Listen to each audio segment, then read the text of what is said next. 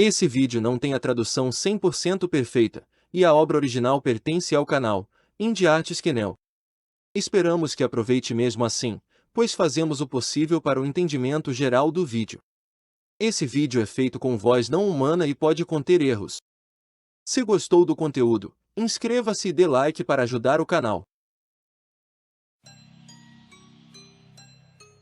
Na mitologia de Senseiya existem várias ordens de guerreiros, geralmente a serviço de algum deus maior, como a Ordem dos Santos, ou Cavaleiros de Atena, ou ainda os Fuzileiros Navais de Poseidon. Porém, neste caso falaremos de um exército muito especial, o exército do Imperador Hades, e falaremos especialmente sobre os Sapuris, suas armaduras, os grandes segredos que escondem e seu simbolismo mitológico. Então, se você já está preparado, este é todos os Sapuris ou armaduras do submundo. Atenção, este vídeo é baseado em dados oficiais do mangá e anime, porém as teorias e deduções são de cunho pessoal, portanto devem ser tomadas com discrição. A armadura Saporiana, também conhecida como as Joias do Submundo, foi criada pela vontade de um dos deuses do Olimpo, o poderoso Hades, que a exemplo de seu irmão Poseidon e da própria deusa Atena, decidiu investir seus guerreiros com armadura poderosa, que tinha uma aparência sombria e uma cor tão escura quanto sua própria armadura. No entanto, disse que naqueles tempos mitológicos Hades era servido por alguns espíritos muito especiais que de alguma forma não pareciam humanos. Essas estranhas criaturas podiam ser consideradas até como demônios. Disse que naqueles tempos antigos havia 108 desses espíritos, conhecidos como espectros ou estrelas do mal. Foi assim que o Imperador do Submundo concedeu a cada um de seus servos uma armadura poderosa que brilhava com um brilho escuro. Realmente não temos muitas informações sobre as primeiras guerras em que o exército de Hades esteve envolvido, mas disse que durante uma dessas batalhas sangrentas ou talvez simplesmente por causa da passagem do tempo, os 108 espectros de Hades perderam suas vidas. E ainda não vamos esquecer que o rei do submundo era o próprio Hades e as 108 estrelas do mal passaram a habitar dentro dos Sapuris de uma forma muito parecida com o que acontecia com os coágulos e as almas dos guerreiros anteriores. Na verdade, essa curiosidade misteriosa também aparece no Guia Tizen, onde eles nos dizem que os Sapuris têm uma resistência comparável à dos próprios coágulos e, como se isso não bastasse, são eles que controlam os espectros para cumprir a vontade de Hades, que é completamente oposta aos outros tipos de armadura, pois dentro dos Sapuris repousa a consciência do espectro desde a época do mito. É dessa forma que quando o selo de Atena é liberado, são liberados esses 108 espectros, que buscam o corpo que nasceu sob a mesma estrela de Sapuri para usá-lo como médium de forma semelhante ao que faz Ares. Uma vez encontrada essa pessoa, o Sapuri modificará seu corpo e permitirá que o espírito do espectro o controle e também viaje entre o mundo dos vivos e dos mortos sem a necessidade de usar o oitavo sentido. Assim, este é o terrível segredo dos Sapuris, já que cada um deles realmente funciona como uma carenagem que se apodera do ser humano que o veste. E dito tudo isso, simplesmente não consigo parar de pensar no guerreiro Suikyu, que como sabemos carregava um desses Sapuris, que segundo suas próprias palavras era como um fardo. Dito isso, podemos saber a que o pobre Suikyu estava se referindo, pois durante todo esse tempo ele teria que suportar a pressão de usar este Sapuri que oprime a sua alma e sua consciência, tentando influenciá-lo e também assumir o controle de sua vontade. Quanto ao grande exército do deus Hades, sabemos que são 108 Sapuris, dos quais conhecemos um grande número, e de outros temos ainda mais informações, contando entre todos eles os seguintes. Uma armadura Sapuri de Hades. Essa com certeza é a armadura Sapuri mais misteriosa de todo esse conjunto, pois é uma armadura tão poderosa que poderia até se aproximar do nível de uma armadura divina, pelo que muitos especulam que seria o próprio Kame Hades, exceto que, por algum motivo, ela teria perdido parte de seus poderes ou, de qualquer forma, estaria dormindo. A armadura de Hades representaria o próprio imperador do submundo com uma aparência sombria e 6 asas nas costas. Essa armadura carregaria o mítico capacete de Hades que, segundo as lendas, é capaz de tornar seu portador completamente invisível, como se este não foram suficientes também.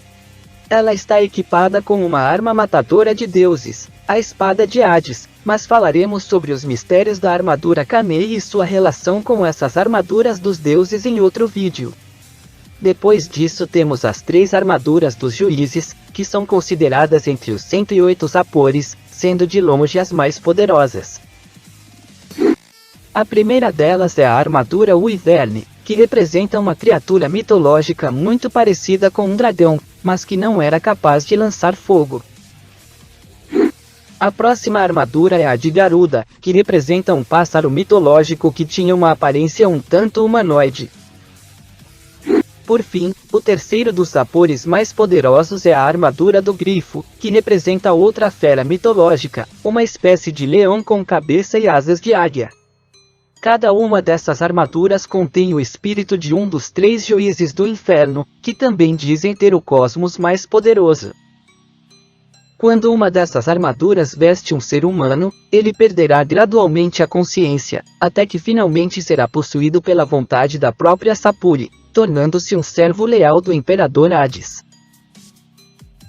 Abaixo das 3 armaduras dos juízes do inferno temos as estrelas celestiais, que podem ser consideradas como os sapures de alto nível, e os espectros que se encontram dentro desses sapures costumam ser os mais poderosos. Dentre eles temos o Acheronte Sapuri, que representa o barqueiro do submundo. Temos também o Barlok Sapuri, que segundo a mitologia de Tolkien seria uma espécie de demônio do fogo. Depois disso temos a armadura de Arluné, que segundo histórias mitológicas seria uma espécie de mandrágora, mas em forma de mulher que sai de uma enorme rosa. Depois disso temos também o Basilisco Sapuri, que é considerado um dos mais poderosos e representa essa besta mitológica, que é uma mistura assustadora entre um galo e uma cobra.